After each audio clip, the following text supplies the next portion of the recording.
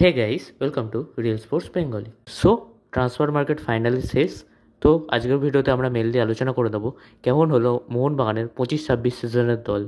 আগের বারের দলের থেকে এবারের দলে তেমন কিছু পরিবর্তন হয়নি, খালি কিছু প্লেয়ার চলে গেছে ও তার বদলে কিছু ভালো মানের প্লেয়ার, বিশেষ করে ব্যাকআপ অপশন ও মেন টিমে খেলা প্লেয়ার অ্যাড হয়েছে। প্রথমে বলি যেসব প্লেয়াররা মোহনবাগান ছেড়ে এই সিজনে চলে গেছে তার মধ্যে অবশ্যই প্রথমে the magician, the great Greg Stuart, এছাড়াও নুনো রেইস, এই দুজনই মেনলি এজ ফ্যাক্টরের জন্য মোহনবাগান ছেড়েছে।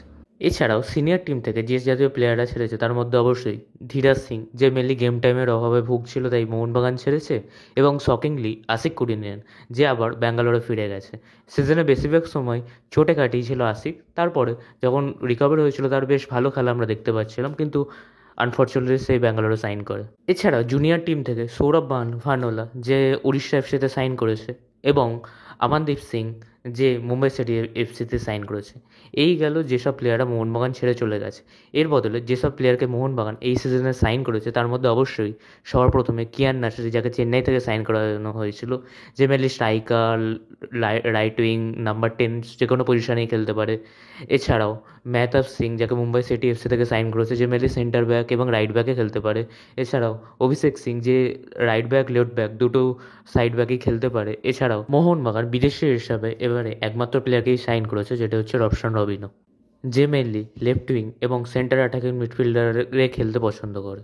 এই গেল যেসব প্লেয়ারকে মোহনবাগান এই সিজনে সাইন করেছে। এবার যদি আমরা আসি মোহনবাগানের স্কোয়াডটা কিরম দেখাচ্ছে, তো অবশ্যই গোলকিপারে আছে ইন্ডিয়ার এই মুহূর্তে বেস্ট গোলকিপার ভিশাল কায়েত, এছাড়াও শেখ জাহিদ এবং প্রিয়ান্স দুবে।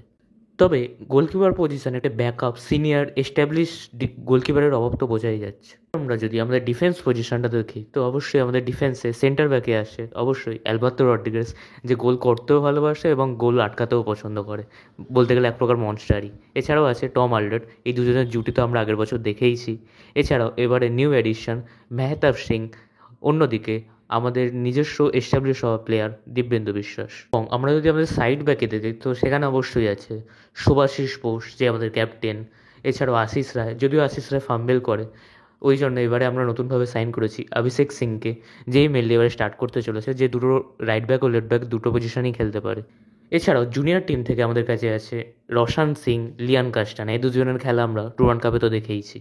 এবার যদি আমরা মিডফিল্ড পজিশনে আসি, তো অবশ্যই প্রথমে আসি ডিফেন্সিভ মিডফিল্ড পজিশনে।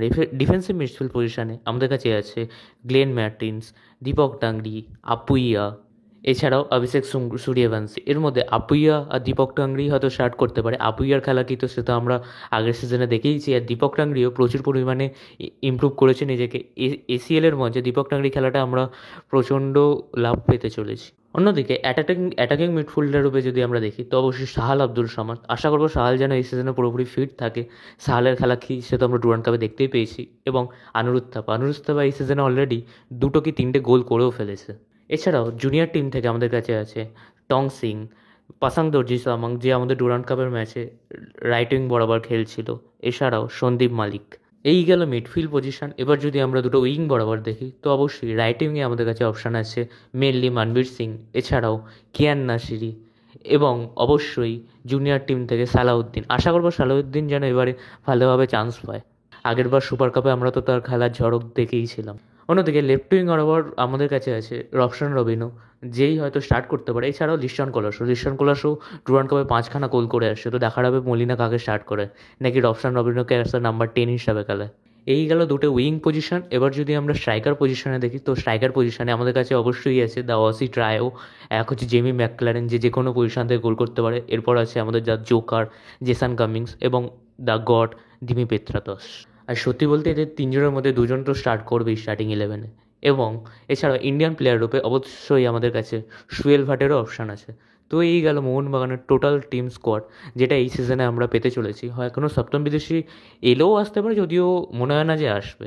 তো এই হলো মোহনবাগানের ফুল স্কোয়াড। এবার যদি আমরা মোহনবাগানের কনফার্ম প্লেয়িং 11-এর দিনে দেখি, তো প্রথমে আসা যাক এসিএল টুতে মোহনবাগান এইভাবে খেলতে পারে, যেখানে অবশ্যই গোলকিপারে থাকতে পারে বিশাল ক্যাত, দুটো সেন্টার ব্যাক পজিশন অবশ্যই অ্যালবার্তো টমের জুটি। এখানে হয়তো দুটো সেন্টার ব্যাকই খেলতে চলেছে, যেটা বিদেশি।